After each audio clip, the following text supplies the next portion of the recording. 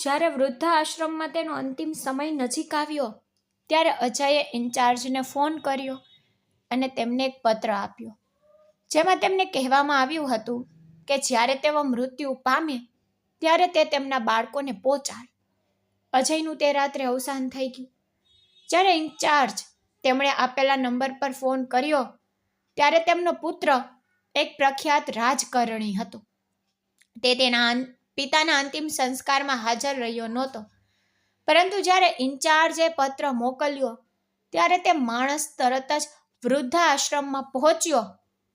હું મારી ઓફિસમાં શાંતિથી બેઠો સીસીટીવી કેમેરાને ધ્યાનથી જોઈ રહ્યો હતો. બધી વિગતો મારી નજર સમક્ષ ખુલી ગઈ. આજે મારો કામનો 3જો દિવસ હતો. હું સામાન્ય રીતે શાખામાં હતો, પરંતુ હવે મને વૃદ્ધાશ્રમ મોકલવામાં આવ્યું. કારણ એ હતું કે કેટલાક વૃદ્ધો સમજવાને બદલે કામદારો સાથે ઝઘડા કરતા હતા. હું એક ઉત્તમ ઇન્ચાર્જ તરીકે જાણીતો હતો અને મેં ઝડપથી વૃદ્ધો સાથે મિત્રતા કરી હતી. મેં થોડી ક્ષણો માટે રૂમમાં માહિતીનું અવલોકન કર્યું, પછી શાંતિથી હું ઊભો થયો અને લોકો સાથે વાત કરવાનો ઈરાદો રાખીને હોલ તરફ ગયો. જે લોકો હિંસા દ્વારા ઉકેલી શકતા નથી તે તેઓ સ્વાંદ દ્વારા શોધી કાઢે છે. જ્યારે હું હોલમાં પ્રવેશ્યો ત્યારે મેં સૌથી પહેલા અજયજી પર ધ્યાન આપ્યું, જે હોલના સૌથી આદરણીય વ્યક્તિ હતા. તેઓ ક્યારેય કોઈની સાથે ખરાબ વર્તન કરતા નહોતા. તે ફક્ત એક બાજુ શાંતિથી બેસી રહેતા, કંઈક લખતા અને જોતા કે બીજા લોકો કેવી રીતે હંગામો કરી રહ્યા છે. હું પહેલા તે મુદ્દાઓ ઉકેલવા ગયો. કામદારો વૃદ્ધોને ગુસ્સે ન થવા માટે સમજાવવાનો પ્રયાસ કરી રહ્યા હતા. સમયસર ભોજન પીરસવામાં આવશે, બેસો. પરંતુ કોઈને ભાન નહોતું. અમને ઉપરથી કોઈની સાથે ખરાબ વર્તન ન કરવાનો આદેશ હતો. આ ઉંમરે બધા વૃદ્ધો બાળકો બની જાય છે. તેમની સાથે બાળકો જેવો વ્યવહાર કરવો પડે છે. મને જોતાની સાથે જ થોડી શાંતિ છવાઈ ગઈ. મને ખબર પડી કે મારી પહેલા જે વ્યક્તિ જવાબદાર હતો તે સૌથી વધુ ખરાબ વર્તન કરતો હતો. તેણે 1 કે 2 વૃદ્ધ લોકો પર હાથ પણ ઉપાડ્યો હતો. આ જ કારણ હતું કે તેમને નોકરીમાંથી કાઢી મૂકવામાં આવ્યા હતા અને પછી મને તાત્કાલિક બોલાવવામાં આવ્યું. હું એક મોટી ખુરશી પર ઊભો રહ્યો અને તાળીઓ પાડી. બધાનું ધ્યાન ખેંચ્યું. બધાએ પોતાના ઝઘડા બંધ કર્યા અને મારી તરફ જોયું. મેં તેમની તરફ જોયું અને કહ્યું, મને ખબર છે કે તમે બધા દુઃખી છો. કોઈના બાળકે તેમને બહાર કાઢી મૂક્યા છે, કોઈની પત્નીએ આ ઉંમરે છોડી દીધા છે, કોઈની દીકરીએ કંઈક ખરાબ કહ્યું છે, કોઈના પૌત્રએ તેમનો હાથ પકડીને તેમને ધક્કો મારી દીધો છે. હું જાણું છું કે બધા અહીં પોતાની સમસ્યાઓ સાથે રહેવા આવ્યા છે, પણ જુઓ, તમે લોકો આ જગ્યા માટે પૈસા ચૂકવતા નથી. હું સમજુ છું કે તમે બધાને હું જે કહી રહ્યો છું તેનાથી ખરાબ લાગશે, પણ કૃપા કરીને સમજવાનો પ્રયાસ કરો. તમે અહીં મહેમાન છો. આ ઘર તમારું નથી. જ્યારે આપણે કોઈના ઘરે જઈએ છીએ ત્યારે આપણે ખૂબ જ સારી રીતે બેસીએ છીએ, તેમને મદદ કરીએ છીએ, તેમનું મનોરંજન કરીએ છીએ. આપણે એવું વર્તન તો કરતા નથી કે તમે આમ કેમ ન કર્યું, તમે મને આ ભોજન કેમ ન આપ્યું, મને આવી વાતો કેમ કહેવામાં આવી, અમે તો ફક્ત સ્મિત કરીએ છીએ.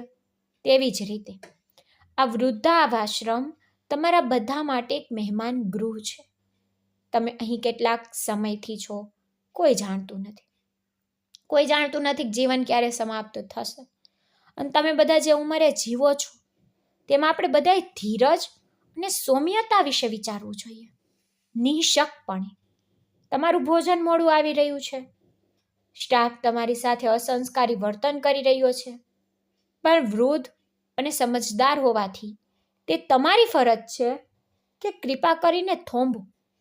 જો તમને કંઈ યોગ્ય ન લાગે તો હમણાં જ મને ફરિયાદ કરો. હું તમારા બધા માટે એક બોક્સ બનાવીશ જ્યાં તમે તમારી ફરિયાદ લખી શકો છો અને તેને મૂકી શકો છો. જો કોઈ લખી શકતું નથી તો તેઓ ફક્ત બોક્સમાં પોતાનું નામ લખી શકે છે, અને જો તેઓ પોતાનું નામ પણ લખી શકતા નથી તો તેઓ તેમના અંગૂઠાની છાપ મૂકી શકે છે. અમે તે વ્યક્તિનું સ્કેન કરીશું અને વાત કરીશું અને તેમની સમસ્યા સાંભળીશું અને તેઓ શું ફરિયાદ કરી રહ્યા છે તે આ વૃદ્ધાશ્રમમાં સાંભળીશું. અમે તેમની ફરિયાદનું નિરાકરણ કરીશું. જો એક જ સમયે 10 લોકો બોલે તો અમે એક પણ વ્યક્તિને તો સમજી શકીશું નહીં. તમારી ફરિયાદ એક પછી એક અમને જણાવી વધુ સારું છે, અને અમે તેનો ઉકેલ લાવવા માટે અમારા શ્રેષ્ઠ પ્રયાસો કરીશું. પણ હું તમને બધાને એક વાત કહેવા માંગુ છું. જો તમારા બાળકો, સંબંધીઓ, પાડોશીઓ અથવા રાહદારીઓ તમને અહીં છોડીને ગયા હોય તો તેઓએ અમને તમારા માટે પૈસા નથી આપ્યા. સરકાર અથવા કોઈ દયાળુ લોકો તરફથી અમે તમને બધાને સહારો આપી રહ્યા છીએ. અમે તમારી દવાઓ પૂરી પાડી રહ્યા છીએ. અમે તમારા ભોજનની પણ વ્યવસ્થા કરીએ છીએ. અમે વીજળી, ગેસ અને જાળવણીની બધી જ કાળજી રાખીએ છીએ જેથી તમને કોઈ સમસ્યા ન થાય. તો અમે તમારી પાસેથી પણ એવી જ અપેક્ષા રાખીએ છીએ કે તમે અમારી સાથે સમાધાન કરો. મારા શબ્દો સાંભળીને ઘણા વૃદ્ધ લોકો બેસી ગયા હતા. બધાને ચૂપ જોઈને હું મારી ખુરશી પરથી ઉતરી ગયો અને તેમને જોઈને કહ્યું, આ રૂમમાં કુલ 20 લોકો રહે છે. તો મને આશા છે કે તે 20 લોકો મને ફરિયાદ કરવાનો મોકો નહીં આપે. અને હા, જો મારા સ્ટાફે તમારી સાથે ખરાબ વર્તન કર્યું હોય તો હું વચન આપું છું કે હું તમારી સાથે વ્યક્તિગત રીતે વ્યવહાર કરીશ. જો શક્ય હોય તો હું તેમને કાઢી પણ મૂકીશ. મારા પહેલાના ઇન્ચાર્જ વ્યક્તિએ 2 માણસો પર હુમલો કર્યો હતો. આ માટે તેને કાઢી મૂકવામાં આવ્યો છે. તેણે બીજી શાખામાં, બીજા શહેરમાં ટ્રાન્સફર કરાવવાનો ખૂબ પ્રયાસ કર્યો. તેને ખ્યાલ નહોતો કે તેની નોકરી આ રીતે બરબાદ થઈ જશે. તે માફી માંગવા પણ તૈયાર હતો, પરંતુ અમે તેના પ્રત્યે સહાનુભૂતિ દર્શાવી નહોતી, કારણ તમે છો. જો તે તમારી સાથે ખરાબ વર્તન કરશે તો આ વૃદ્ધાશ્રમ બનાવવાનો હેતુ જ નિષ્ફળ જશે. તેથી હું તમને બધાને વિનંતી કરું છું કે અમારી સાથે સહયોગ કરો, જેથી અમે પણ તમારી સાથે સારો વ્યવહાર કરીને પોતાનું ભલું કરી શકીએ. મારા શબ્દો તેમના મનમાં છવાઈ ગયા. બધાને ચૂપ જોઈને મેં તેમનો આભાર માન્યો અને મારા સાથી તરફ જોઈને કહ્યું, તાત્કાલિક ખોરાક શોધો અને તેમના પલંગ પર પહોંચાડો. હવેથી ભોજનમાં વિલંબ ન થવો જોઈએ. નાના કે મોટા દરેકને ભૂખ તો લાગે છે, અને કોઈ પણ ભૂખ સહન નથી કરી શકતું. તેમની ઉંમરને ધ્યાનમાં રાખીને તેમના સ્વાસ્થ્યનું ધ્યાન રાખવું એ આપણી ફરજ છે. જો કે મારા સ્ટાફ સભ્યોએ હા સાહેબ કહ્યું અને તરત જ કામ પર લાગી ગયા. ઘણા વૃદ્ધ લોકો હવે એકબીજા સાથે વાતચીત કરી રહ્યા હતા. બધાના અવાજો શાંત થઈ ગયા હતા.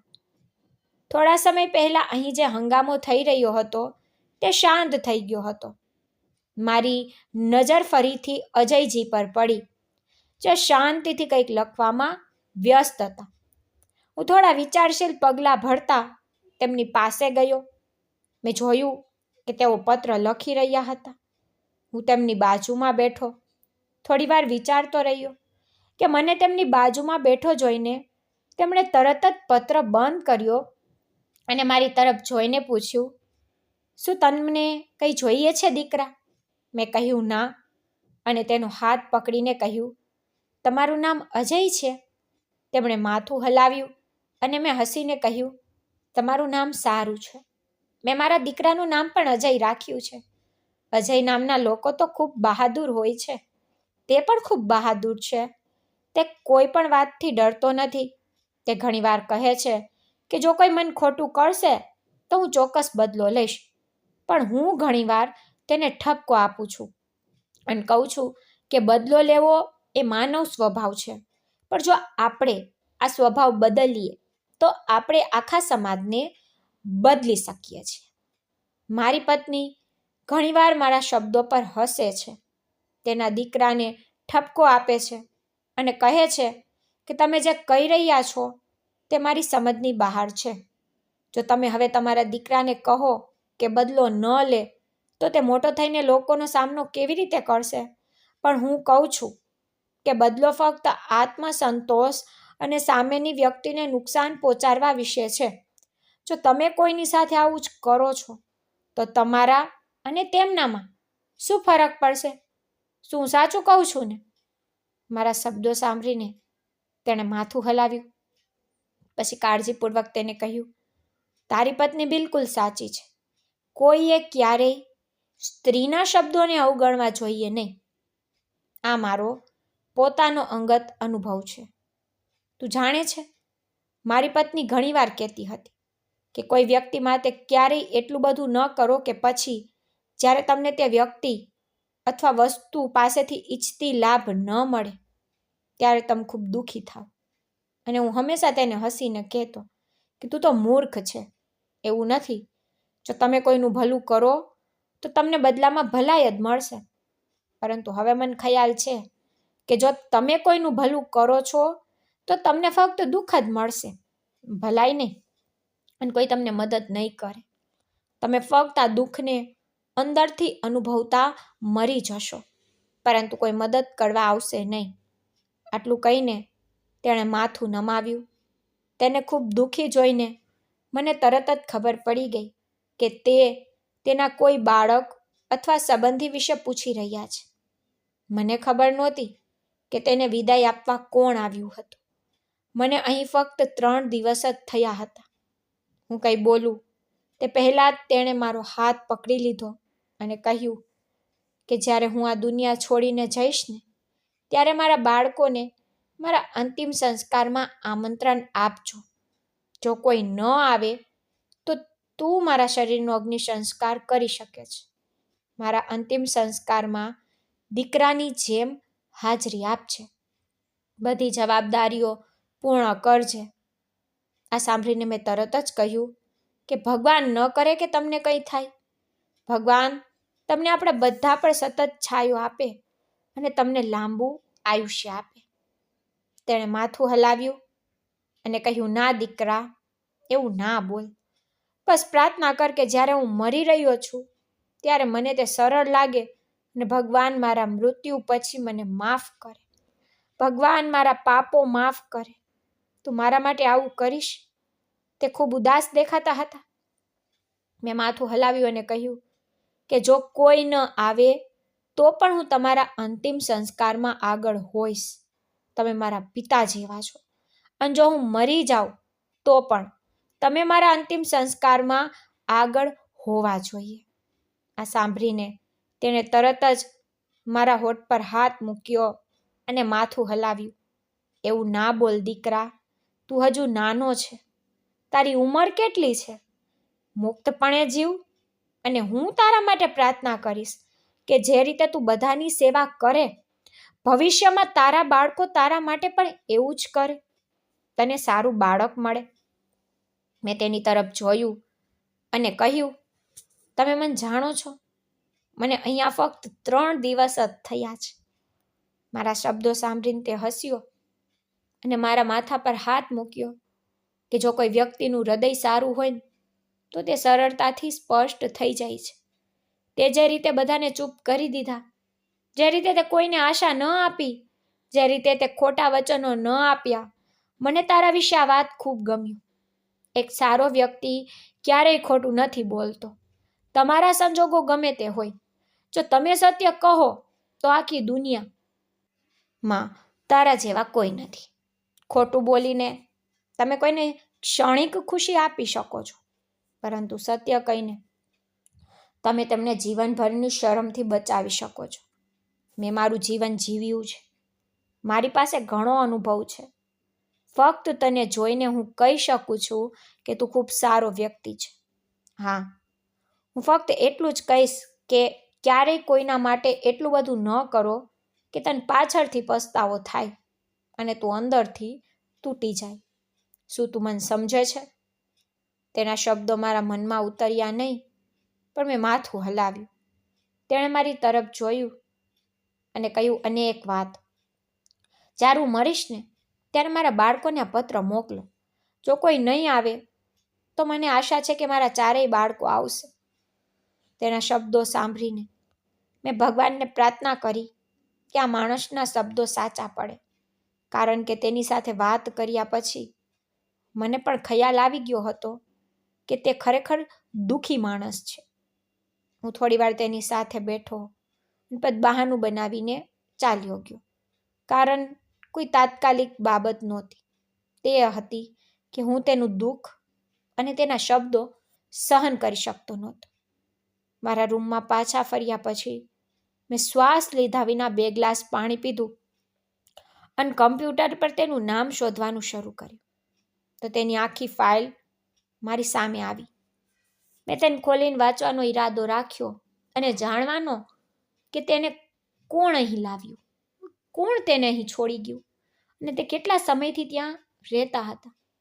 તે સમય દરમિયાન કોણ તેની મુલાકાતે આવ્યું હતું, તેમને કઈ બીમારી હતી અને તેઓ શું જમવાનું પસંદ કરતા હતા, શું તેમના કોઈ મિત્રો હતા. હું આ બધું જાણવા માંગતો હતો. ખબર નહીં કેમ, પણ આટલા દિવસોમાં મને એક પ્રકારનો આત્મીયતાનો અહેસાસ થયો. પણ એ ફક્ત એક જ વ્યક્તિ હતો અને એનું નામ અજય હતું. હું એમની ફાઇલ પર ક્લિક કરવાનો જ હતો કે રૂમનો દરવાજો ખુલ્યો અને એક નોકર અંદર આવ્યો અને મને કહ્યું કે ભોજન લેવામાં અડધો કલાક લાગશે. હું તરત જ મારી સીટ પરથી ઊભો થયો અને મોટેથી કહ્યું, બપોરના 2:30 વાગ્યા છે, હજુ અડધો કલાક લાગશે? તેઓ વૃદ્ધ છે, બધાને દવાની જરૂર છે, 1 વાગ્યા સુધીમાં ભોજન કેમ તૈયાર નથી થતું?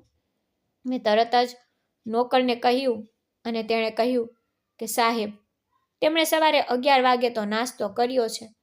જો આપણે તેમને હવે પીરસીશું તો તેઓ પેટ ભરીને ખાઈ શકશે નહીં અને તેઓ સાંજે વહેલા ભૂખ્યા થશે.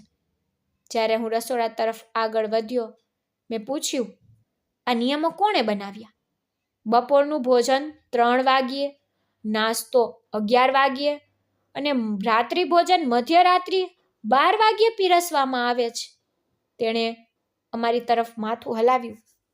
મને તેમના હાવભાવથી આશ્ચર્ય અને મૂંઝવણ થઈ અને મેં તેની તરફ જોઈને કહ્યું કે તમે લોકો મર્યાદા ઓળંગી રહ્યા છો. આ કેવી રીત છે?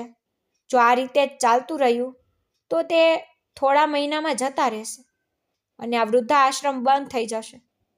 વૃદ્ધોએ સવારે 9 વાગ્યે નાસ્તો કરવો જોઈએ, તેમને બપોરનું ભોજન 1 વાગ્યા સુધીમાં, રાત્રિ ભોજન 8 વાગ્યા સુધીમાં પીરસવું અને તેમના રૂમની લાઇટ 10 વાગ્યા પછી બંધ કરી દેવી.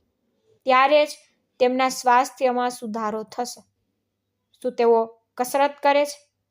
તેણે મારી તરફ જોઈને માથું હલાવ્યું અને કહ્યું, શરૂઆતમાં તેમને 2 વાર કસરત કરાવવામાં આવી હતી, તે પછી કોઈને જરૂર જ ન લાગી. તમે ખોરાકની વ્યવસ્થા, સફાઈ અને અન્ય વ્યવસ્થાઓનું નિરીક્ષણ કરવા માટે ત્યાં નહોતા, તેથી જ કસરત બંધ કરાવવામાં આવી હતી. હું આશ્ચર્યચકિત થઈ ગયો. તે કોઈ મોટું વૃદ્ધાશ્રમ તો નહોતું. તેમાં ફક્ત 2 માળ હતા. ગ્રાઉન્ડ ફ્લોર પર 20 લોકો અને ઉપરના માળે 30 લોકો હતા. કુલ 50 લોકો. તેઓ 50 લોકોને સંભાળી શકતા નહોતા. સ્ટાફમાં તો ઘણા બધા લોકો હતા જે મને બિનજરૂરી લાગ્યા. ફક્ત 2 જ ઇન્ચાર્જ હતા, હું અને નવીનજી, જે ઉપલા વિભાગનું સંચાલન કરતા હતા. હું રસોડામાં ગયું અને જોયું કે બધું કાળજીપૂર્વક કરવામાં આવી રહ્યું હતું. રસોઈયાએ મોજા પહેર્યા હતા, ડિશવોશરે મોજા પહેર્યા હતા, સફાઈ કરનારે મોજા પહેર્યા હતા. એ મારા હૃદયમાં ભગવાનનો આભાર માન્યો કે અહીં સ્વચ્છતાનું તો ધ્યાન રાખવામાં આવી રહ્યું છે, કારણ કે આવી જગ્યાએ સ્વચ્છતા સંપૂર્ણપણે અવગણવામાં આવે છે. મારી બાજુમાં ઊભેલા માણસે મારી તરફ જોયું અને કહ્યું, નવીન સાહેબ અહીં બધું સંભાળે છે, તેઓ રસોડું સંભાળે છે. મેં કૃતજ્ઞતાનો શ્વાસ લીધો. મેં તેમની તરફ જોયું અને કહ્યું, જુઓ, તમારે સમયસર ભોજન પીરસવું પડશે. વૃદ્ધો ગુસ્સે થઈ રહ્યા છે. નાસ્તો 11 કે 1 વાગ્યે ન હોવો જોઈએ. નાસ્તો 9 વાગ્યે ટેબલ પર પીરસવામાં આવશે. જો કોઈ સૂઈ રહ્યું હોય તો અમે તેમનું ભોજન ઢાંકી દઈશું, પણ આટલું મોડું નહીં. તેઓ તરત જ સંમત થઈ ગયા અને મેં તેમને અન્ય સમયપત્રક સમજાવ્યું. તેમને કહ્યું કે ફક્ત 15 મિનિટનો સમય આપો, જેથી બધા વૃદ્ધો તેમનું ભોજન મેળવી શકે. હું હોલમાં પાછો ફર્યો. અજયજી બારી પાસે ઊભા હતા. હું તેમની પાસે ગયો.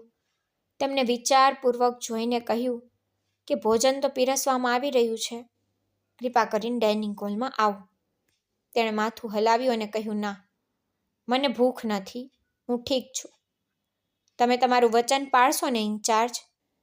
મેં આશ્ચર્યથી પૂછ્યું, કયું વચન? તેણે સહેજ હસીને મારી તરફ જોઈને કહ્યું, અમે વૃદ્ધ થઈ ગયા છીએ. પણ તમને સ્મૃતિભ્રંશ થયો છે? થોડી વાર પહેલાં જ મેં તમને કહ્યું હતું કે મારા બાળકોને એક પત્ર પહોંચાડો જો તેઓ અંતિમ સંસ્કારમાં આવે.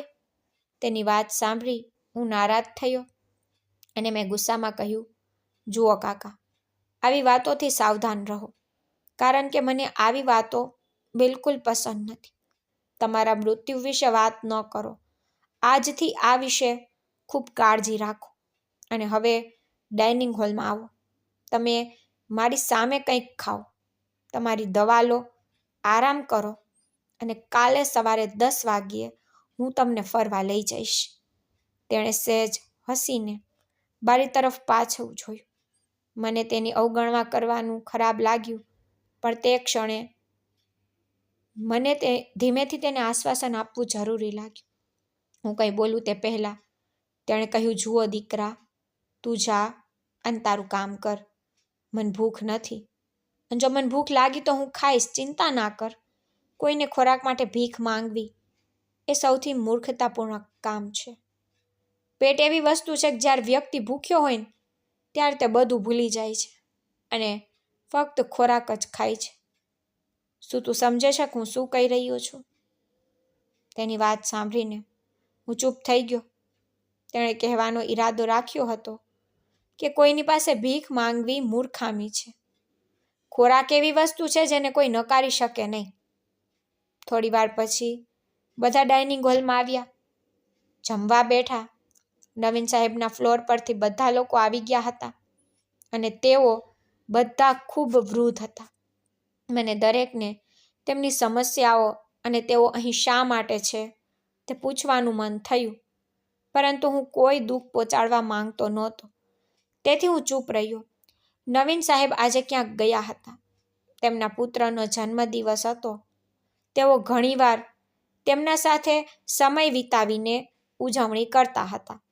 તેમની પત્નીનું ઘણા વર્ષો પહેલાં અવસાન થયું હતું અને તેઓ આ વૃદ્ધાશ્રમમાં પોતાનો સમય વિતાવતા હતા. ફક્ત રાત્રે જ તેમના બાળકોની મુલાકાત લેતા હતા, પરંતુ તેમના જન્મદિવસ પર તેમને તેમની સાથે સમય વિતાવવા માટે એક દિવસની રજા લેવાનું ગમતું હતું. થોડી વારમાં જ એક કાર્યકર મારી પાસે દોડીને આવ્યો.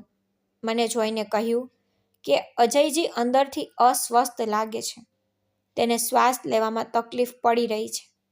આ સાંભળીને મારો શ્વાસ એક ક્ષણ માટે બંધ થઈ ગયો. વિચાર્યા વગર હું તેના રૂમમાં પાછો દોડી ગયો. જ્યારે હું અંદર ગયો ત્યારે તે હાંફી રહ્યા હતા. કેટલાક લોકો તેને સંભાળવાનો પ્રયાસ કરી રહ્યા હતા, પરંતુ તેની હાલત વધુ ખરાબ થઈ રહી હતી. મેં તરત જ મેડિકલ રૂમમાંથી ડૉક્ટરને ફોન કર્યો. અમારું વૃદ્ધાશ્રમ બહુ મોટું નહોતું, પરંતુ અમારી પાસે જરૂરી બધું હતું. ડૉક્ટર તરત જ રૂમમાં આવ્યા અને તેની તપાસ કર્યા પછી કહ્યું કે તેની હાલત ઝડપથી બગડી રહી છે. તેનામાં કોઈ સુધારો દેખાતો નથી. આપણે તેને મોટી હોસ્પિટલમાં લઈ જવાની જરૂર છે અને તે હૃદયની નિષ્ફળતાના લક્ષણો દર્શાવે છે. આ સાંભળીને મેં તરત જ એમ્બ્યુલન્સ બોલાવી, પરંતુ પછી થોડીવાર પછી તેને 3 વખત એટકી આવી અને તે મારા હાથમાં મૃત્યુ પામ્યા. ડૉક્ટર તરત જ આગળ વધ્યા, તેની નાળ તપાસી અને કહ્યું કે ઇન્ચાર્જ, તે હવે જીવિત નથી. કૃપા કરીને મને માફ કરો. તે આ દુનિયા છોડીને ચાલ્યા ગયા છે. આ શબ્દો મારા હૃદયમાં ખંજર જેવા ભોંક્યા હતા. મેં આશ્ચર્યથી ડૉક્ટર તરફ જોયું. તે કંઈ બોલે તે પહેલાં મેં તરત જ કહ્યું, ચાલો તેને ડૉક્ટર પાસે લઈ જઈએ, જેથી ખબર પડે કે તેને બીજી કોઈ બીમારી છે કે નહીં. તે મરી શકતા નથી. તે એટલા વૃદ્ધ પણ નથી. તેણે જવાબ આપ્યો, ના, તે હવે આ દુનિયામાં જ નથી. મેં તરત જ જવાબ આપ્યો, તમે એક સામાન્ય ડૉક્ટર છો. તમે કોઈના મૃત્યુની આવી રીતે જાહેરાત કરી નથી શકતા. હું તેને હોસ્પિટલ લઈ જઈશ. તેણે જવાબ આપ્યો, એક સામાન્ય ડૉક્ટર પણ કહી શકે છે કે કોઈ વ્યક્તિ ક્યારે મરી ગયો છે અને તે હવે આ દુનિયામાં નથી. તમારે બહાદુર બનવું પડશે. આ સાથે તેણે એમ્બ્યુલન્સનો ઇનકાર કરવાનું શરૂ કર્યું અને તેના અંતિમ સંસ્કારની વ્યવસ્થા પહેલેથી થઈ ગઈ હતી. હું તેના પલંગ પર બેઠો, વારંવાર માથું નામાં હલાવતો, કહેતો કે ના, તે આપણને છોડી શકતા નથી. ડૉક્ટરે ગેરસમજ કરી હશે. મેં થોડા સમય પહેલાં જ તેની સાથે વાત કરી હતી. તે આટલી અચાનક આ દુનિયા કેવી રીતે છોડી શકે? મારી બાજુમાં ઊભેલા માણસે મારા ખંભા પર હાથ મૂક્યો અને કહ્યું કે બહાદુર બન, તને શું થયું છે? મેં માથું હલાવ્યું અને કહ્યું, ના, તે નહીં જઈ શકે. તે બિલકુલ ઠીક છે. પણ મારી બાજુમાં ઊભેલા એક નોકરે મારી તરફ જોયું અને કહ્યું કે આજની દુનિયામાં લોકો આ રીતે જ મૃત્યુ પામે છે અને તેણે પોતાનું આખું જીવન ત્યાં જ વિતાવી દીધું છે. તો તમે આટલા ભાવુક કેમ થઈ રહ્યા છો? જાણે કે તમને તેની સાથે કોઈ સંબંધ હોય. મેં મારી માથું નામાં હલાવી અને તેની તરફ જોઈને કહ્યું કે મારો તેની સાથે કોઈ સંબંધ નહોતો, પણ તે મરી નથી શકતા. તે બિલકુલ ઠીક હતા. તે મારી સાથે વાત કરી રહ્યા હતા. તેણે કહ્યું હતું કે મારા મૃત્યુ પછી મારો પત્ર મારા બાળકોને પહોંચાડો. મારા ચારેય બાળકોને મારા અંતિમ સંસ્કારમાં આમંત્રણ આપો. આ કહેતા હું ચૂપ થઈ ગયો હતો. તેનો અર્થ એ થયો કે તે પહેલાથી જ જાણતા હતા કે તે બચી શકશે નહીં. તેને ખ્યાલ આવી ગયો હતો. તેથી જ તે મને વારંવાર એક જ વાત કહેતા રહ્યા.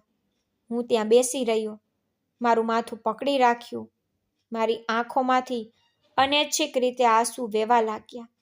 મારું હૃદય એટલું ભારે હતું કે હું કોઈને મારું દુઃખ સમજાવી શકતો નહોતો.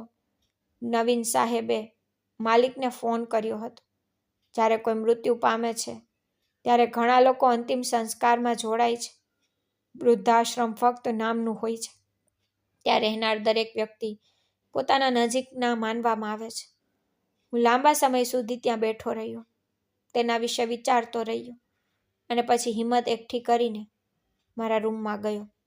મેં તરત જ એક નોકર બોલાવ્યો અને તેને આદેશ આપ્યો કે તે તેના બાળકોને જાણ કરે, જેથી તેઓ આવીને તેના અંતિમ સંસ્કારની વ્યવસ્થા કરી શકે અને તેમને કહે કે કોઈ પૈસા લેવામાં આવશે નહીં.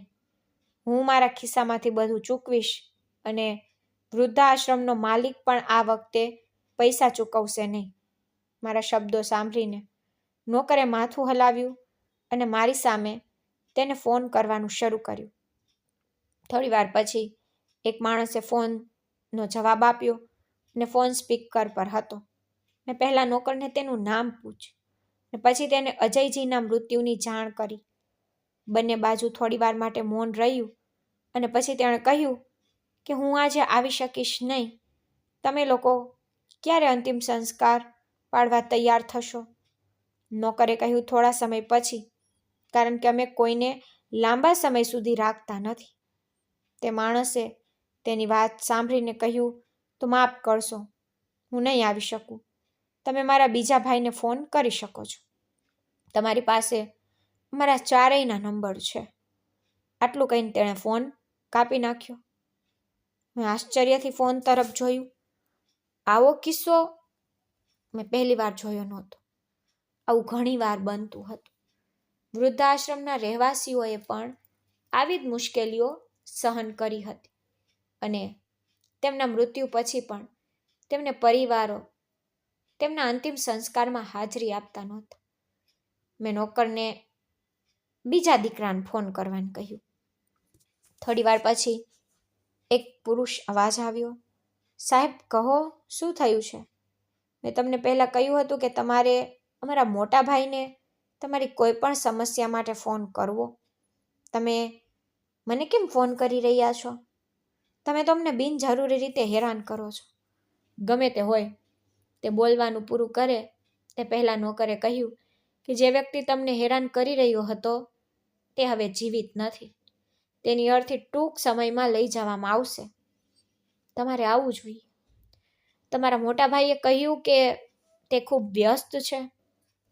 થોડી વાર માટે આ બાજુ પણ મૌન છવાઈ ગયું અને પછી તેણે કહ્યું, મને પણ માફ કરશો, હું આવી શકતો નથી. આજે મારી પણ ખૂબ જ મહત્વપૂર્ણ મીટિંગ છે. જો મારા ભાઈ પાસે સમય નથી તો મારી પાસે પણ નથી. તમે લોકો તો બિનજરૂરી રીતે હેરાન કરવા માટે ફોન કરો છો. તે ગયા છે, સારી વાત છે. હવે આપણે દર દિવાળીએ ચિંતામાં ત્યાં આવવાની જરૂર નથી. તેણે આટલું કહેતા જ ફોન કાપી નાખવામાં આવ્યો. મેં આશ્ચર્યથી મારી સામે ઊભેલા માણસ તરફ જોયું. તેણે માથું હલાવ્યું અને કહ્યું, આજકાલ પરિસ્થિતિ આવી જ છે. તેની 2 દીકરીઓ છે. હું તેમને ફોન કરવાનો પ્રયાસ કરીશ. કોણ જાણે તેઓ આવી શકે. મારી સામે જ તેણે અજયની 2 દીકરીઓને ફોન કર્યો, પરંતુ બંનેએ એક જ જવાબ આપ્યો કે અમારા પતિ અમને નહીં લાવે. અમે ખૂબ વ્યસ્ત છીએ. આજે બાળકોની પરીક્ષા છે. મારું હૃદય એટલું ભાંગી ગયું કે તમને કાપી પણ ન શક્યું. શું કોઈ એટલું ક્રૂર હોઈ શકે કે પિતાનું દુઃખ સમજી ન શકે? ચારે એક જ હતા. થોડા સમય પછી નવીન સાહેબ પણ આવી ગયા. મૃત્યુ થઈ ગયું એ કોઈ નાની તો વાત નહોતી. તેમણે પોતાના દીકરાનો જન્મદિવસ પણ ઉજવ્યો નહોતો. મને ખબર નથી કે હું કેમ આટલો બધો રડી રહ્યો હતો. તેમણે મને ગળે લગાવીને કહ્યું, કેટલાક લોકો એવા હોય છે જેમની સાથે તમે ખૂબ જ ઓછા સમયમાં નજીક આવી જાઓ છો. અજયજી પણ એવા લોકોમાંના એક હતા. પણ હવે મન કે તાર શું કરવાનું છે? તેમના કોઈ બાળક આવે છે? મેં ના કહીને માથું હલાવ્યું અને તેમની તરફ જોઈને કહ્યું, એક દીકરા તરીકે હું તેમના અંતિમ સંસ્કારનો બધો ખર્ચ ઉઠાવીશ. તમે ફક્ત વ્યવસ્થા કરો. તેમણે માથું હલાવ્યું. તે બહાર નીકળી ગયા. સમયની ગતિ ક્યારેય અટકી નથી અને ક્યારેય અટકશે પણ નહીં. નિયમ મુજબ વૃદ્ધાશ્રમના માલિક તેમના અંતિમ સંસ્કારનું આયોજન કરવા માંગતા હતા અને બધા આવી ગયા હતા, પણ મેં બધાને ના પાડી દીધી હતી. મેં કહ્યું હતું કે હું બધો ખર્ચ ઉઠાવીશ. તેથી મેં મારા ખિસ્સામાંથી બધા પૈસા કાઢીને તેમને આપ્યા. મેં તેમને દરેક વસ્તુ માટે પૈસા આપ્યા જેથી મને શોક ન કરવો પડે. તેમના અંતિમ સંસ્કાર દરમિયાન મેં તેમના માટે ભગવાનને પ્રાર્થના કરી કે મને ખબર નથી કે કેમ એવું લાગ્યું કે મારી નજીકના કોઈ વ્યક્તિ મને છોડીને જઈ રહ્યા છે. ભલે તેનો મારી સાથે કોઈ ભાવનાત્મક સંબંધ નહોતો, છતાં મારા પર એક વિચિત્ર લાગણી છવાઈ ગઈ હતી. મારા અહીં આવ્યાને ફક્ત 3 દિવસ જ થયા હતા અને તેની સાથેના મારા સંબંધો હોવા છતાં હું કોઈને મારું દુઃખ વ્યક્ત કરી શકતો નહોતો. સમય ધીમે ધીમે પસાર થઈ રહ્યો હતો અને તેના મૃત્યુને આખું અઠવાડિયું વીતી ગયું હતું. હું તેના બાળકોના આવવાની રાહ જોઈ રહ્યો હતો. તેના મૃત્યુ પછી કોઈ તેની ખબર કાઢવા, તેનો સામાન લેવા આવશે, પરંતુ તેના બાળકોમાંથી કોઈ આવ્યું નહોતું. મને તેની દીકરીઓને જોઈને પણ આશ્ચર્ય થયું. મેં સાંભળ્યું હતું કે દીકરીઓ તેમના પિતાની હોય છે અને સેત પણ પીડા થાય ત્યારે તે પીડા અનુભવે છે. પણ આ કેવા પ્રકારની દીકરીઓ હતી?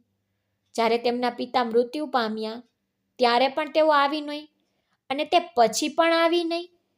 આખું વૃદ્ધાશ્રમ શોકમાં ડૂબી ગયું હતું. જ્યારે કોઈ વ્યક્તિ મૃત્યુ પામે ત્યારે દુઃખ એક વ્યક્તિ દ્વારા નહીં પણ ઘણા લોકો દ્વારા અનુભવાય છે. અને હું આ બધામાં સૌથી આગળ હતો. આજે હું સંપૂર્ણપણે શાંત હતો. મારા રૂમમાં બેઠો હતો ત્યારે મને અચાનક એ પત્ર યાદ આવ્યો જે તે વારંવાર લખતા હતા. હું તરત જ મારી સીટ પરથી ઊભો થયો અને મારા રૂમમાં મેં એકત્રિત કરેલી અને સંગ્રહ કરેલી વસ્તુઓ પર વિચાર કરવા લાગ્યો. મારી નજર સામે ડાયરી હતી જેમાં પત્ર લખેલો હતો. મેં તરત જ ડાયરી લીધી અને બેસી ગયો. એક ક્ષણ માટે મને પત્ર વાંચવાનું મન થયું. તેણે પોતાના બાળકોને પત્ર લખ્યો અને 4 પત્રો તેમના ઘરે મોકલવામાં આવ્યા. તેણે પોતાના 4 બાળકો માટે અલગ અલગ પત્ર લખ્યા હતા. મેં મારો ફોન બંધ કર્યો અને શાંતિથી બેઠો. હું તેની ફાઇલ જોવા માંગતો હતો જે મારા કોમ્પ્યુટર પર હતી. હું તેનું પૃષ્ઠભૂમિ જોવા માંગતો હતો અને તે કોણ હતા જેણે તેને ત્યાં છોડી દીધા હતા. આ વિચાર સાથે મેં તેની ફાઇલ ખોલી અને બેઠો. પરંતુ જેમ જેમ મેં તેને ખોલવાનું ચાલુ રાખ્યું એવું લાગ્યું કે કોઈએ મારું હૃદય ફાડી નાખ્યું છે અને મારી આત્મા લઈ લીધી છે. જીવન મને છોડી ગયું છે. હું તરત જ ઊભો થયો, માથું હલાવ્યું. ના, શક્ય નથી. શું તમે મને સત્ય કહો છો? આ કેવી રીતે શક્ય છે? મેં મારું માથું ત્યાં જ પકડી રાખ્યું. હું વારંવાર એક જ વાતનો ઇનકાર કરતો રહ્યો પણ મને ખબર નહોતી કે આ વાસ્તવિકતા મારા પર આ રીતે તૂટી પડશે. આખો દિવસ ખૂબ જ વિચિત્ર હતો. મેં કોઈની સાથે વાત કરી નહોતી. જ્યારે ઘરે પહોંચ્યો ત્યારે પણ હું શાંતિથી સૂઈ ગયો. ફક્ત તે વ્યક્તિનો રાહ જોઈ રહ્યો હતો કારણ કે તે ક્રૂર લોકો હજી આવ્યા નહોતા. પણ કહે છે ને કે જ્યારે અરીસો આપણી સામે હોય છે ત્યારે લોકોને પોતાનો સાચો સ્વભાવ સમજાઈ જાય છે. હું હંમેશની જેમ સવારે 7 વાગ્યે અંદર ગયો અને ચોકીદારે કહ્યું કે અજયજીના 4 બાળકો તેમની કેબિનમાં બેઠા છે. તેમણે તમારી પાસે તેમની રાખ અને સામાન વગેરે માંગ્યા છે પણ અમે ના પાડી. ઇન્ચાર્જની પરવાનગી વિના તમને કંઈ આપવામાં આવશે નહીં. મેં માથું હલાવ્યું અને તેમનો આભાર માન્યો અને અંદર ગયો. 4 ઊભા થયા. બાળકો ઘણા મોટા હતા પણ તેઓ ખૂબ જ સુંદર દેખાતા હતા. તેમના કપડાં દર્શાવતા હતા બંને અમીર હતા. બંને અમીર પરિવારમાં લગ્ન કર્યા હતા. મને જોતાની સાથે જ તેઓએ મારી સામે હાથ જોડી દીધા. જ્યારે મેં તેમની તરફ જોયું ત્યારે મેં પૂછ્યું, તમે પોતે અહીં કેમ આવ્યા છો? હવે શું છે? તે વ્યક્તિ તમને બધાને યાદ કરી રહ્યો હતો. તે તમારા માટે તરપતો હતો, તમને બોલાવી રહ્યો હતો. ત્યારે તમે કેમ ન આવ્યા? તમે હવે શું લેવા આવ્યા છો? તેણે કહ્યું હતું કે મારા 2 દીકરાઓ મારા મૃત્યુની વ્યવસ્થા કરશે. તમે શું કર્યું? અને તમે દીકરી હોવા છતાં એટલી નીચે પડી ગઈ કે તમારા પિતાના અંતિમ સંસ્કારમાં પણ ન આવી. દીકરીઓ પોતાના પિતા માટે પોતાનો જીવનું બલિદાન આપી દે છે અને તમે પણ કેવી રીતે કરી શકો? તે સાંભળીને મેં માથું હલાવ્યું. મારી ખુરશી પર બેઠો. હું કંઈ બોલી શકું તે પહેલાં એક છોકરી રડી પડી અને કહ્યું, કૃપા કરીને અમને માફ કરો. અમને કંઈ ખબર નહોતી પણ હવે અમને અમારી ભૂલનો અહેસાસ થયો છે. મેં બૂમ પાડી, માફી માંગવાનો હવે શું અર્થ છે? જ્યારે તમને તક મળી ત્યારે તો તમે કંઈ કર્યું નહીં. હવે તમે શું મેળવવાનો પ્રયાસ કરી રહ્યા છો? કોઈ ફાયદો નથી. તેના દીકરાએ તેની છેલ્લી ઈચ્છા પૂરી કરી અને તેને વ્યક્તિગત રીતે વિદાય આપી. હવે તેની બધી વસ્તુઓ મારા નિયંત્રણમાં રહેશે કારણ કે તે મારા પિતા છે. મારા શબ્દો સાંભળીને તેમાંથી એકે કહ્યું કે અમને ખબર છે કે અમે તેના બાળકો અને તેનું લોહી હતા. તેણે અમને ઉછેર્યા. ત્યારે મેં કહ્યું, તેણે તમને જીવન આપ્યું પણ બદલામાં તેને શું મળ્યું? ફક્ત અપમાન. તમને 4ને કચરામાં ફેંકી દઈને મારી નાખવાનું સારું હોત. મારા શબ્દો સાંભળીને તે રડવા લાગ્યા અને તેની પુત્રીઓ રડતી રહી.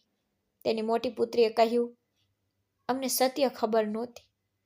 અમે માનતા નહોતા કે એક માણસે અમને આશ્રય આપ્યો છે. એક એવું ઋણ જે અમે અમારા આખા જીવનમાં ચૂકવી શક્યા નથી.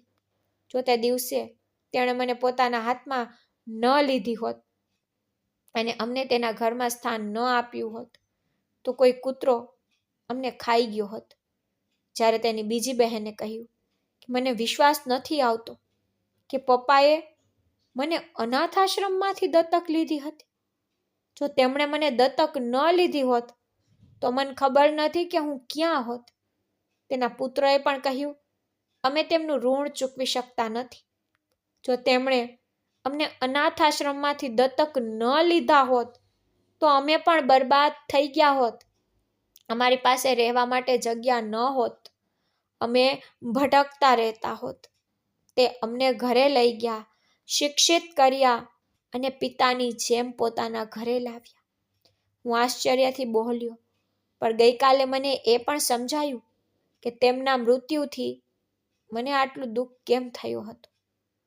હું આટલું બધું કેમ રડી રહ્યો હતો અને મારું હૃદય આટલું બધું કેમ દુઃખી થઈ રહ્યું હતું. કારણ કે તે મારા જૈવિક પિતા હતા અને તેમણે તમારા ચારને કારણે મને તેના મિત્રને સોંપી દીધો હતો. જો હું તેના ઘરે રહેતો હોત તો તે તેના બાળકો વચ્ચે ભેદભાવ રાખત. તે પોતાના લોહી પર વધુ ધ્યાન આપત અને તમારા ચાર પર ધ્યાન આપી શકત નહીં. તેથી જ તેણે મને તેના મિત્રને સોંપી દીધો અને બદલામાં તેને શું મળ્યું? આ વૃદ્ધાશ્રમ તેમનો પોતાનો દીકરો ચલાવે છે. હવે મને સમજાયું કે મારા મનમાં એક જ વ્યક્તિનો વિચાર કેમ આવતો રહેતો હતો.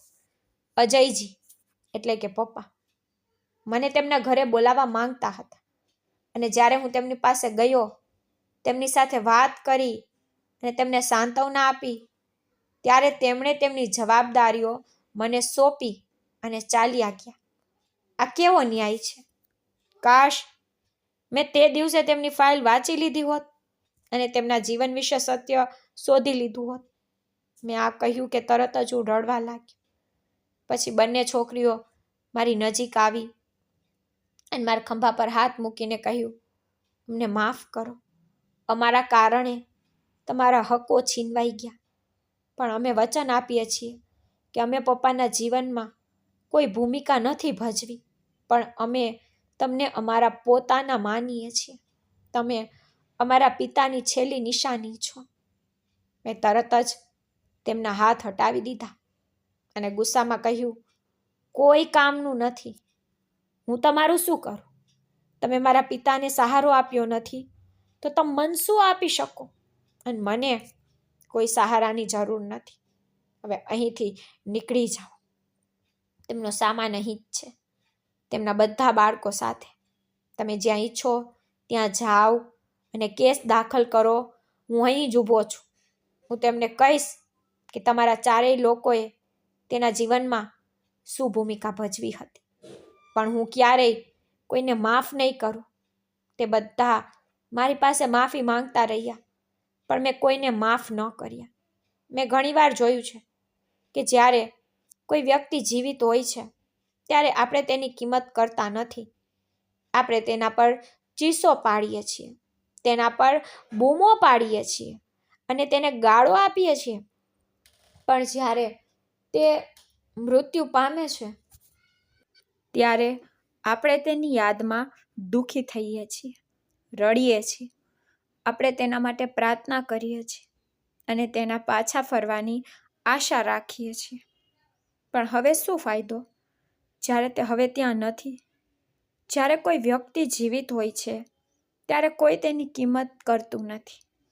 દરેક વ્યક્તિ ફક્ત તેની ભૂલો જુએ છે, પરંતુ જ્યારે તે ચાલ્યો જાય છે ત્યારે તે જ લોકો તેના નામે દીવા પ્રગટાવવાનું શરૂ કરે છે. તેઓ તેમના ફોટોગ્રાફ્સ સામે ફૂલો મૂકે છે અને કહે છે કે તેઓ એક અદ્ભુત વ્યક્તિ હતા. પરંતુ જ્યારે તેઓ જીવતા હતા ત્યારે તો કોઈએ તેમની સુખાકારી વિશે પૂછ્યું પણ નહીં. અજયજીના મૃત્યુએ મને શીખવ્યું કે સંબંધો લોહીથી નહીં, હૃદયથી બને છે.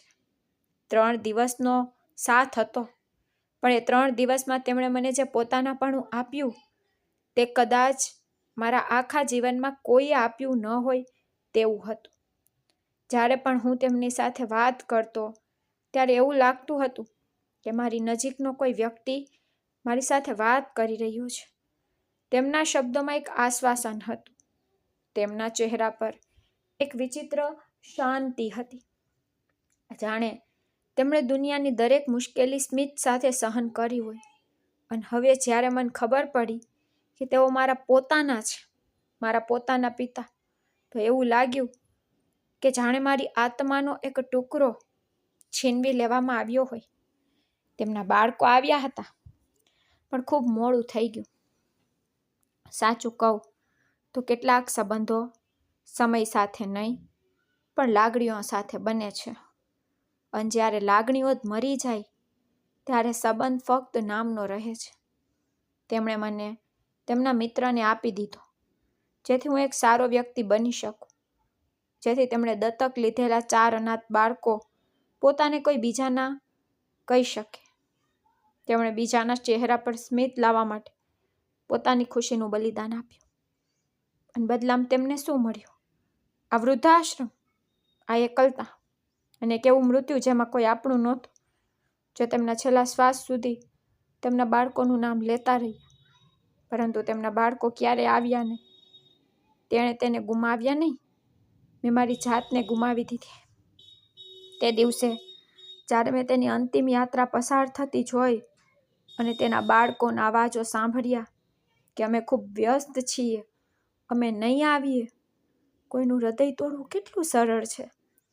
જ્યારે કોઈ વ્યક્તિ પાસે સમય હોય છે પણ કોઈ ઈરાદો નથી. તેમની પાસે વાત કરવાની શક્તિ હોય છે પણ પોતાનો પ્રેમ વ્યક્ત કરવાની હિંમત નથી. જ્યારે તે જીવતા હતા ત્યારે કોઈ બોલતું નહોતું, અને હવે જ્યારે તે મરી ગયા છે ત્યારે બધા રડી રહ્યા છે.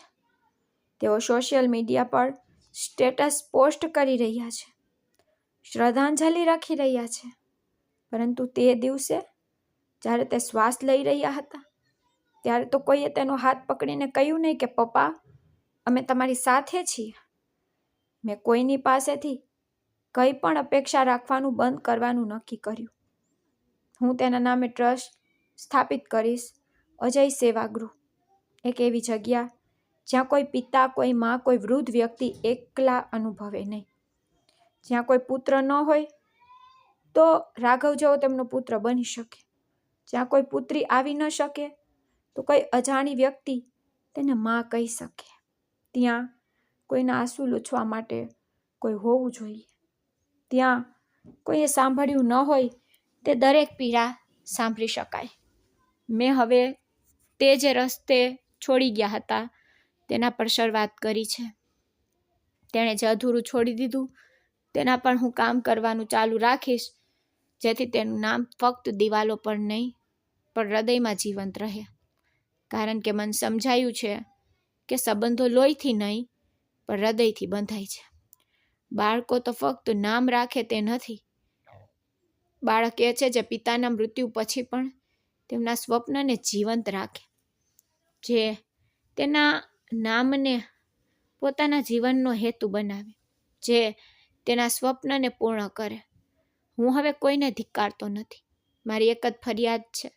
હું ઈચ્છું છું કે કોઈ વ્યક્તિ શ્વાસ લેતા વખતે નિકટતા સમજી શકે, જ્યારે તે ફોટોગ્રાફમાં અસ્તિત્વમાં હોય ત્યારે નહીં. કોઈનું મૃત્યુ થાય ત્યારે લોકો રડે, પરંતુ તેઓ જીવંતને રડાવે. તેઓ તેમના હૃદય તોડી નાખે છે, તેઓ તેમની લાગણીઓને કચરી નાખે છે, અને જ્યારે તેઓ જાય છે ત્યારે તે જ લોકો કહે છે કે તેઓ યાદ આવશે. આ કેવો પ્રેમ જે મૃત્યુ પછી જાગૃત થાય. આજે પણ જ્યારે આ વૃદ્ધા આશ્રમને તે રૂમમાંથી પસાર થાઉં છું ત્યારે હું તેની સુગંધ અનુભવી શકું છું. તેનો અવાજ મારા કાનમાં ગૂંજતો રહે છે, દીકરા ખુશ રહે. મેં મારી જાતને વચન આપ્યું હતું કે હું ફક્ત ખુશ નહીં રહીશ, હું તેનું નામ જીવંત રાખીશ. હું તે દરેક વ્યક્તિનો અવાજ બનીશ જેને દુનિયાએ વૃદ્ધ કહીને શાંત કરી દીધી છે. કારણ કે મારા માટે તેઓ વૃદ્ધ નથી, તેઓ સમય દ્વારા ઘાયલ થયેલા દેવદૂતો છે. જિંદગીએ મને ઘણું શીખવ્યું, પણ સૌથી મોટો બોધપાઠ એ હતો કે જો તમે પ્રેમ વ્યક્ત કરવા માંગતા હોય તો સમયસર કરો, કારણ કે મૃત્યુ ક્યારેય સમય જોતું નથી અને પસ્તાવો ક્યારેય દૂર થતો નથી. આજે પણ જ્યારે હું કોઈ વૃદ્ધ વ્યક્તિને આંખોમાં એકલતા જોઉં છું, ત્યાર મને મારા પિતા યાદ આવે છે, જેમણે તેમના છેલ્લા શ્વાસ સુધી તેમના બાળકોના નામ લેતા હતા, છતાં કોઈ આવ્યું નહીં. હવે હું દરેક વ્યક્તિનો પુત્ર બનીશ જેના બાળકો તેમને ભૂલી ગયા છે, જેથી જ્યારે હું જાઉં ત્યારે મારા પિતા જેમ કોઈ રાઘવ રડીને કહેશે નહીં કે કાશ મેં તેમને પહેલાં સમજી લીધા હોત. તે દિવસ પછી મારું જીવન થંભી ગયું હોય તેવું લાગ્યું. મારા પર એક મૌન છવાઈ ગયું, જે કોઈ પણ ચીસો કરતાં ઊંડું હતું. જ્યારે અજયજીનો અંતિમ સંસ્કાર થતો હતો ત્યારે મેં મારા હૃદયમાં નક્કી કર્યું કે હું તેમના નામે કંઈક એવું કરીશ જે આ દુનિયામાં એક ઉદાહરણ બની જાય. લોકો તેમની ભૂલ શકે છે, પણ હું નહીં. મેં મારા પગારના દરેક રૂપિયા બચાવવાનું શરૂ કર્યું. હવે દર મહિનાની બચત એક હેતુ બની ગઈ. હવે હું મારા માટે નહીં, પણ એવા લોકો માટે જીવવા માંગતો હતો જેઓ આ વૃદ્ધાશ્રમમાં દરરોજ પોતાના બાળકોની રાહ જુએ છે, જેઓ દરેક તહેવાર પર દરવાજા તરફ જોતા રહે છે, આશા રાખે છે કે તેમનો દીકરો કે દીકરી તેમને મળવા આવશે, પરંતુ તેઓ ક્યારેય આવતા નથી. દિવસો આ રીતે પસાર થયા અને મેં મારા જીવનનો સૌથી મોટો પ્રયાસ શરૂ કર્યો. અજય સેવા ગૃહનો પહેલો પથ્થર તે જ જગ્યાએ નાખવામાં આવ્યો જ્યાં તેણે અંતિમ શ્વાસ લીધા હતા. જ્યારે તે પહેલો પથ્થર નાખવામાં આવ્યો ત્યારે મેં કહ્યું કે ભગવાન, જો મારો ઈરાદો સાચો હોય તો કૃપા કરીને આ સ્થાનને આશ્રય બનાવો, જેથી કોઈ મા કે પિતા પોતાના બાળકોની રાહ જોતા મૃત્યુ ન પામે. ધીમે ધીમે મેં મારા જૂના મિત્રો સાથે વાત કરી. કેટલાક સંબંધ થયા, કેટલાકે કહ્યું કે રાઘવ, તું તો પાગલ થઈ ગયો છે. આ ઉંમરે લોકો સ્થાયી થવા, તેમના જીવનનો આનંદ માણવા વિશે વિચારે છે, પરંતુ વૃદ્ધો માટે ઘર બનાવવા માંગે છે. મેં ફક્ત હસીને કહ્યું હા, કારણ કે મેં પિતાની એકલતા ખૂબ નજીકથી જોઈ છે. મેં તેને ખૂબ નજીકથી જીવી છે અને હવે હું બીજા કોઈ સાથે તે પીડા જોવાનું સહન કરી શકતો નથી. પછી મહિનાઓની મહેનત પછી ઇમારત પૂર્ણ થઈ. દિવાલો નવી હતી, પણ તેમાં એ અહેસાસ હતો જે મહેલમાં પણ અજોડ લાગતો હતો. મેં દરેક રૂમનું નિરીક્ષણ કર્યું. મેં દરેક પલંગ મારા પોતાના હાથે બનાવ્યો. મેં દરેક દિવાલ પર અજયજીની સ્મૃતિનું સ્મૃતિચિહ્ન છોડી દીધું. મેં હોલની વચ્ચે તેમનો જૂનો રેડિયો મૂક્યો, જેથી જ્યારે પણ કોઈ ત્યાં બેસે ત્યારે તેઓ તેમનો અવાજ ગૂંજતો સાંભળી શકે. મેં તે જગ્યાનું નામ અજય સેવાગૃહ રાખ્યું. નીચે આપેલા બોર્ડ પર લખ્યું હતું, દરેક વૃદ્ધ વ્યક્તિ અહીં ભગવાનને મળવા આવે છે, પોતાના બાળકોને નહીં. અને જ્યારે પહેલો દિવસ આવ્યો અને વૃદ્ધ લોકોનું પહેલું જૂથ આવ્યું, ત્યારે મને એક વિચિત્ર શાંતિનો અનુભવ થયો. એક માં તેના કરટલીવાળા હાથથી મારા માથા પર હાથ ફેરવી રહી હતી. કોઈ વૃદ્ધ માણસ કહી રહ્યો હતો કે દીકરા, તે અમને નવું જીવન આપ્યું છે. હું વિચારતો રહ્યો, જો પપ્પા એટલે કે અજયજી આજે જીવતા હોત તો તેઓ કેટલા ખુશ હોત કે તેમનો દીકરો પોતાની પાછળ છોડી ગયેલી જવાબદારી નિભાવી રહ્યો હતો. તે રાત્રે જ્યારે બધા સૂઈ રહ્યા હતા ત્યારે હું તે રૂમમાં ગયો જ્યાં તેમનો ફોટો લટકાવેલો હતો. હું તેમની સામે બેઠો અને કહ્યું, પિતાજી, મેં મારું વચન પૂરું કર્યું. આજથી કોઈ એકલું નહીં રહે. ધીરે ધીરે અજય સેવાગૃહનું નામ ફેલાતું ગયું. લોકો તેમના માતા પિતાને ત્યાં મૂકવા નહીં, મળવા આવવા લાગ્યા. ફક્ત તેમને ત્યાં છોડીને જ નહીં, બાળકો પોતાના બાળકોને પણ સાથે લાવવા લાગ્યા, જેથી તેઓ પણ વડીલોનો આદર કરવાનું મહત્વ શીખી શકે.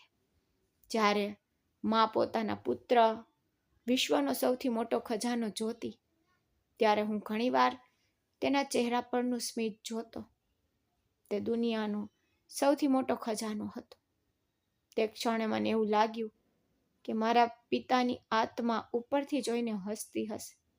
એક દિવસ એક વૃદ્ધ મહિલા આવી.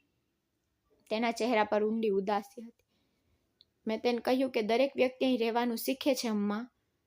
તેણે મારા માથા પર હાથ મૂક્યો અને કહ્યું, તારા પિતા ખૂબ નસીબદાર હતા કે તેને તારા જેવો દીકરો મળ્યો. મેં ફક્ત વિચાર્યું કે ના અમ્મા, હું નસીબદાર નથી. ભાગ્યશાળી તો તે હતા જેમણે મને દત્તક લીધો અને મને પ્રેમ કેવી રીતે વહેંચવો તે શીખવ્યું. સમય પસાર થતો ગયો, વિશ્વાસ ચાલુ રહ્યો અને હું મારા પિતાની વાર્તાઓ, દરેક પ્રકારની વાર્તાઓ સાંભળવા લાગ્યો. ક્યારેક કોઈ પિતા પોતાના પુત્રની નકામીતા પર રડતા, ક્યારેક કોઈ મા પોતાની પુત્રી માટે દુઃખી થતી અને હું ફક્ત તેમની બાજુમાં બેસતો. ક્યારેક સહારો દેતો, ક્યારેક હું સ્મિત કરતો, ક્યારેક હું ફક્ત સાંભળતો. કારણ કે કેટલા દુઃખ ફક્ત સાંભળીને જ મટાડી શકાય છે. ધીમે ધીમે તે જગ્યા એક ઘર બની ગઈ, જ્યાં એકલતાનું સ્થાન પ્રેમ દેતું હતું. એક દિવસ હું વૃદ્ધાશ્રમની બહાર બેઠો હતો, ત્યારે 4 લોકો આવ્યા. તેમના ચહેરા પર પસ્તાવાનો એક પડ હતો. તેમને ઓળખવામાં લાંબો સમય લાગ્યો નહીં. તેઓ એ 4 લોકો હતા, અજયજીના બાળકો. તેઓ આવ્યા અને કહ્યું, રાઘવ, અમને માફ કર. હવે અમે સમજીએ છીએ કે પિતા શું છે. અમે પોતે વૃદ્ધ થઈ ગયા છીએ. અમારા પોતાના બાળકો હવે અમને છોડી દેવાની વાત કરે છે. સમય અમને ત્યાં પાછો લાવ્યો છે જ્યાં અમે અમારા પિતાને છોડી દીધા હતા. મેં તેમની તરફ જોયું અને કહ્યું કે જેઓ હવે સમજે છે તેમને હું માફ કરતો નથી. કારણ કે સાચી ક્ષમા ત્યારે જ મળે છે જ્યારે ભૂલો વારંવાર ન થાય. જો તમે ખરેખર પસ્તાવો કરો જ છો તો વૃદ્ધ વ્યક્તિની સેવા કરવી એ તમારી ક્ષમા હશે. તેઓ રડવા લાગ્યા અને કહ્યું, તું સાચો છે રાઘવ. આજે હું સમજી ગયો છું કે જે પિતા બાળકો વિના મૃત્યુ પામે તે ખરેખર મૃત્યુ પામતો નથી. બાળકોના હૃદય વધતા રહે છે. મેં ફક્ત એટલું જ કહ્યું, જીવન ખૂબ ટૂંકું છે. પ્રેમ વ્યક્ત કરવામાં મોડું ન કરો, નહીં તો પસ્તાવો સમય કરતાં લાંબો થઈ જાય છે. હવે વર્ષો પછી અજય સેવાગૃહ શહેરભરમાં એક સીમાચિહ્ન બની ગયું છે. બાળકો દર અઠવાડિયે તેમના માતા પિતા જોવા માટે ત્યાં આવે છે.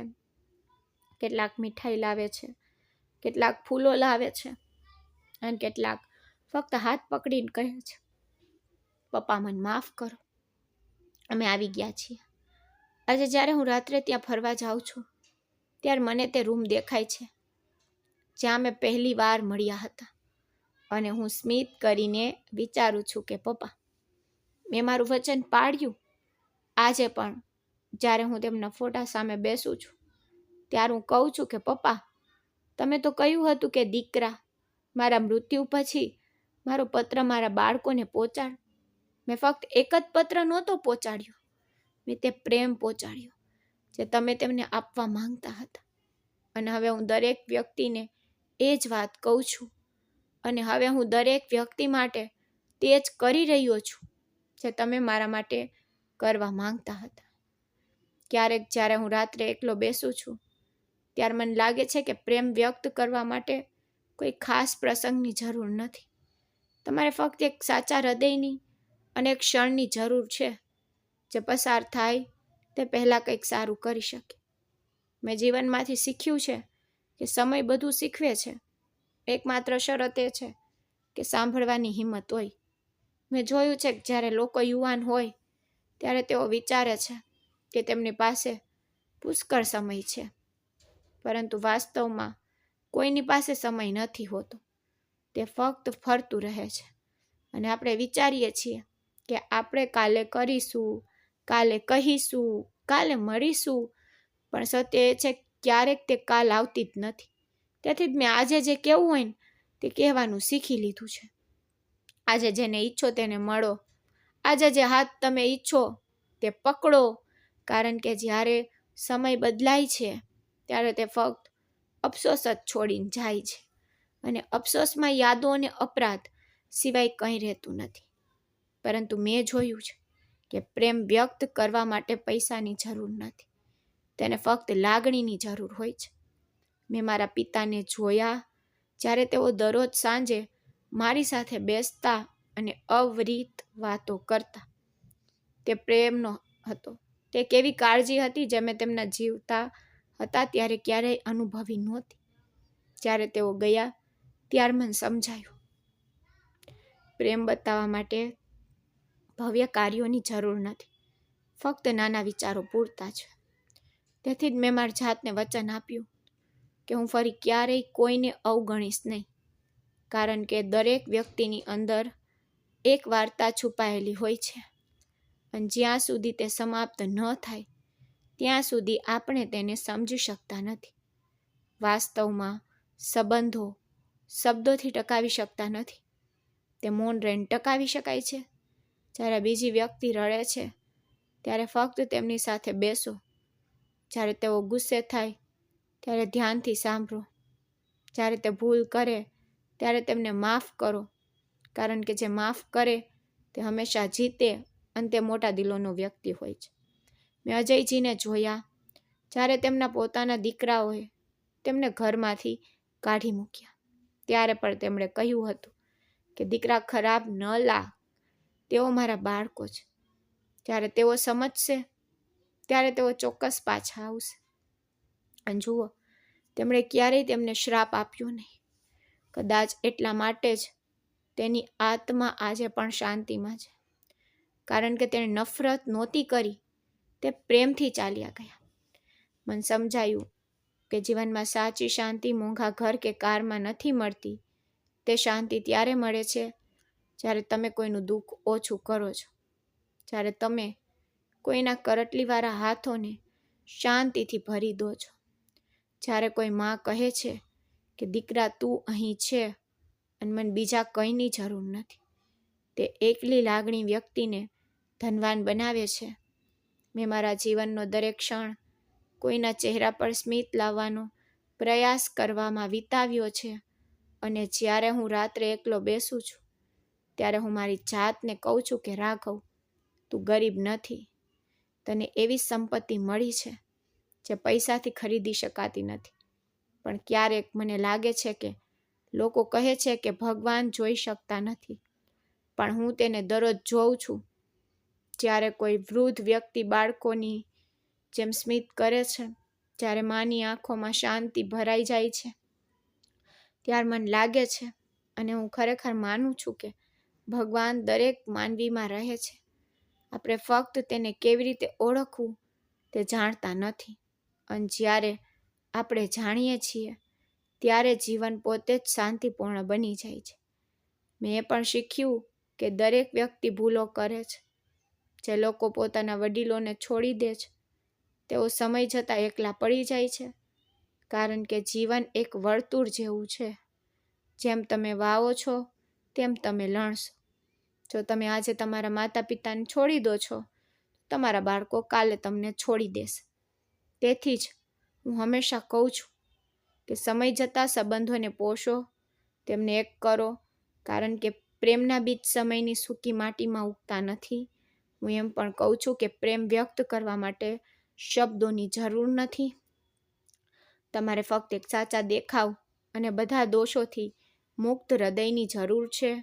ઘણા લોકો કહે છે કે તેમની પાસે સમય નથી, પરંતુ સત્ય એ છે કે આપણા બધા પાસે સમાન સમય છે. ફરક એ છે કે કેટલાક તેને કોઈના સ્મિતમાં વિતાવે છે, જ્યારે કેટલાક તેને પોતાની ફરિયાદોમાં બગાડે છે. મને સમજાયું કે સૌથી સુંદર વ્યક્તિ તે નથી જે સારો દેખાય, પરંતુ તે છે જે તૂટેલા હૃદયને સુધારી શકે છે અને કોઈની એકલતાને સાંત્વના આપી શકે છે.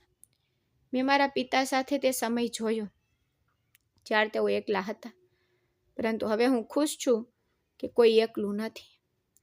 અજય સેવાગૃહમાં દરેક હૃદયને એક સાથી મળ્યો છે. દરેક આંખમાં પોતાનાપણું હોય છે, દરેક રૂમમાં એવી શાંતિ હોય છે જે મંદિર પણ એટલી ઊંડી રીતે આપી શકતું નથી. હવે જ્યારે હું વૃદ્ધ થઈ રહ્યો છું ત્યારે હું મારી જાતને કહું છું કે રાઘવ, તું તારું જીવન સારી રીતે જીવ્યો, કારણ કે તે તારા પિતાનું નામ અમર કરી દીધું. હવે જ્યારે હું મરીશ ત્યારે મને ડર નથી, કારણ કે હું જાણું છું કે મેં કોઈના ચહેરા પર સ્મિત છોડી દીધું છે અને કદાચ તે સ્મિત મારા શબ્દોમાં પ્રાર્થના બની જશે. તો સાંભળો મારા મિત્રો, જો કોઈ તમને પૂછે જીવન શું છે, તો તેમને કહો કે જીવન એ છે જ્યારે તમે કોઈને મદદ કરો. જીવન એ છે જ્યારે તમે કોઈનું દુઃખ ઓછું કરો. જીવન એ છે જ્યારે કોઈ તમારા ગયા પછી પણ તમારા નામ પર સ્મિત કરે. તે સાચી જીત છે, તે શાંતિ છે, તે માનવતા છે. ક્યારેય કોઈની પ્રાર્થનાઓને હળવાશથી ન લો, કારણ કે જ્યારે કોઈની પ્રાર્થનાઓ તમારી સાથે હોય છે ત્યારે એકલતા પણ હળવી થઈ જાય છે. અને જ્યારે તે વ્યક્તિ અસ્વસ્થ થઈ જાય છે તો ભીડમાં પણ વ્યક્તિ એકલો અનુભવે છે. હું કહું છું કે પ્રેમ ત્યારે પૂર્ણ થાય છે જ્યારે તેને વ્યક્ત કરવાનું કોઈ કારણ ન હોય, પરંતુ તમારે હજી પણ તેને વ્યક્ત કરવું જોઈએ, કારણ કે સંબંધો શબ્દો દ્વારા નહીં પણ લાગણીઓ દ્વારા ટકી રહે છે. જેમ મારો અને મારા પિતા અજયજી વચ્ચેનો સંબંધ ગમ્યો. મિત્રો, મને આશા છે કે તમને અમારી વાર્તા ગમી હશે. જો તમને અમારી વાર્તા ગમી હોય તો કૃપા કરીને વિડીયોને લાઈક કરો. જો તમે ચેનલ પર નવા છો તો ચેનલને સબસ્ક્રાઈબ કરો અને હા, નોટિફિકેશન બેલને જરૂર દબાવો જેથી આગલી અપડેટ તમને પહેલાં મળી રહે.